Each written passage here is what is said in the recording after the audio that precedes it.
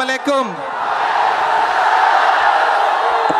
मेरी आंखों के सामने हजारों की तादाद में, लाखों की तादाद में, अब थोड़ी देर आप लोग बैठ जाएं।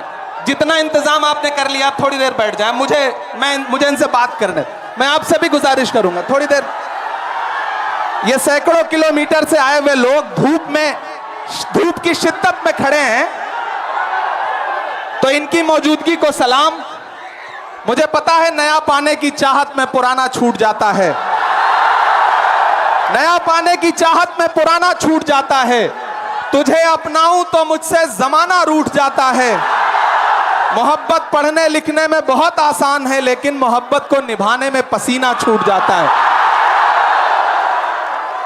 इमारत शरिया के एक बुलावे पर पूरे बिहार, पूरे बंगाल, पूरे उड़ीसा, पूरे झारखंड के कोने कोने से आए हुए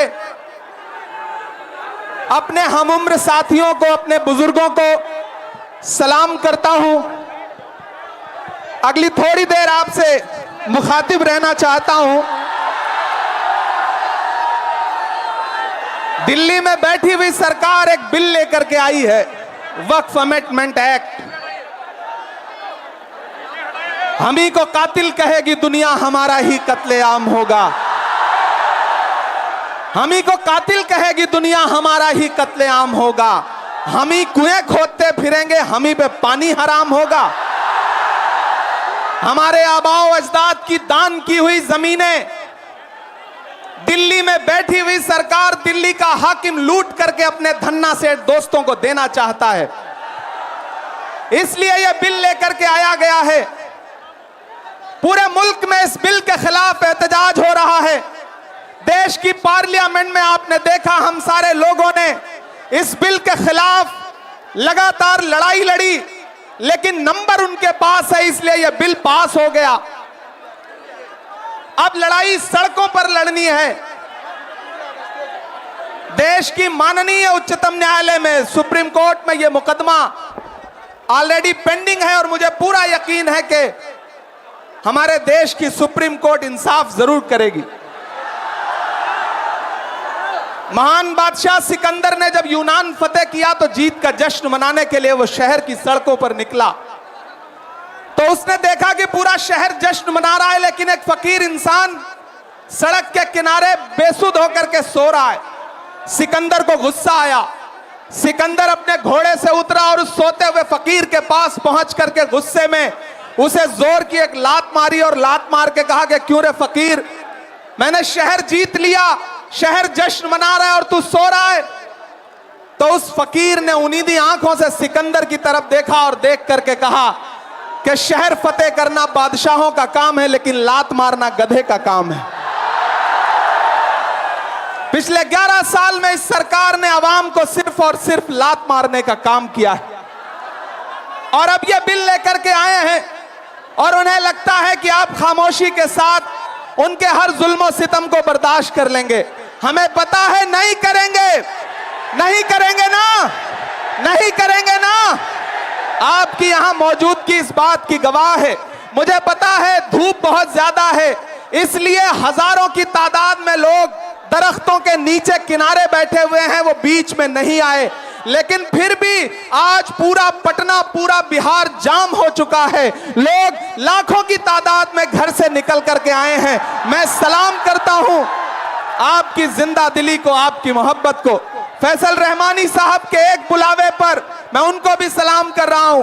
ये जो नई नस्ल है, ये पानी की तरह बह रही है। मैं इस नई नस्ल के बहने को भी सलाम करता हूं। बहुत तकरीर नहीं करनी है, बस इतना कहना है कि नहीं, ऐसा नहीं होगा, कभी ऐसा नहीं होगा, कभी ईमान का कुरान का सौदा नहीं होगा।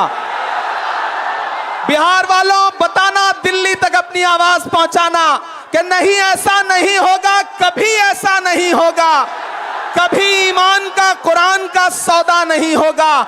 हमें तुम कत्ल कर दो शौक से मंजूर है, लेकिन शरीयत के किसी मुद्दे पे समझौता नहीं होगा। एक आखिरी बात आपसे कह रहा हूं साथियों, आप एक चीज जहन में बिठा के रखना, कि अगर यह बिल लोकसभा में आया और इसकी हिमायत में अगर 250 से ज्यादा वोट पड़े, 288 वोट पड़े, तो इस बिल की मुखालफत में लोकसभा में 232 वोट पड़े। लोकसभा में मुसलमान सांसद सिर्फ 24 हैं, तो 200 से ज्यादा इस देश के हिंदू भाई, दलित भाई, सिख भाई, ईसाई भाई जो मेंबर ऑफ पार्लियामेंट हैं, वो लोकसभा में रात के 3:30 बजे तक इस बिल के खिलाफ वोट कर रहे थे और आपसे कह रहे थे कि हम आपके साथ खड़े हैं। यह है इस मुल्क की गंगा जमुनी तहजीब।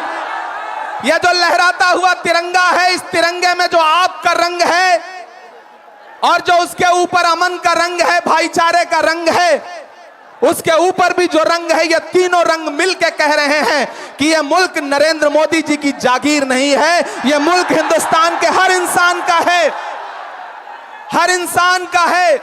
और हम अपने आबाओ अजदाद की जमीनों को बचाने के लिए, खानकाहों को बचाने के लिए, इबादत गाहों को बचाने के लिए, कब्रिस्तानों को बचाने के लिए जो कुर्बानी जरूरी होगी वो कुर्बानी देंगे। हम सड़कों पर बैठेंगे।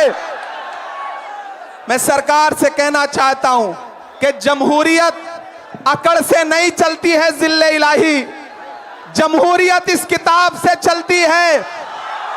यह जो संविधान है जिसे डॉक्टर बाबा साहब अंबेडकर ने अपने खून पसीने से लिखा था, इस किताब से मुल्क चलेगा, किसी की अकड़ और जिद से नहीं चलेगा। नरेंद्र मोदी जी, आपको यह समझना पड़ेगा कि आप हमारी हिमायत में जो बिल लेके आए हैं, हमें पता है वो हमारी हिमायत नहीं बल्कि हमें बर्बादी का सामान लेकर के आए हैं। आपकी साजिश हम समझते हैं, आपकी मंशा हम समझते हैं और हम इस बिल के खिलाफ खड़े हैं। आज यहाँ पटना के ऐतिहासिक गांधी मैदान में बस इतना कह के जा रहा हूं, वक्त बहुत कम है, बोलने वाले बहुत ज्यादा हैं। बस इतना कह के जा रहा हूं कि हम आतिशे सोजा में भी हक बात कहेंगे, कुंदन की तरह दहर में ताबिंदा रहेंगे। तारीख बताती है कि हर दौरे सितम में हम जिंदा थे, हम जिंदा हैं, हम जिंदा रहेंगे। आवाज दो, आवाज दो, आवाज दो। इधर से सदाएं नहीं आई हैं अभी। आवाज दो, आवाज दो, आवाज दो। अरे इंकलाब जिंदाबाद, इंकलाब, इंकलाब। बहुत शुक्रिया।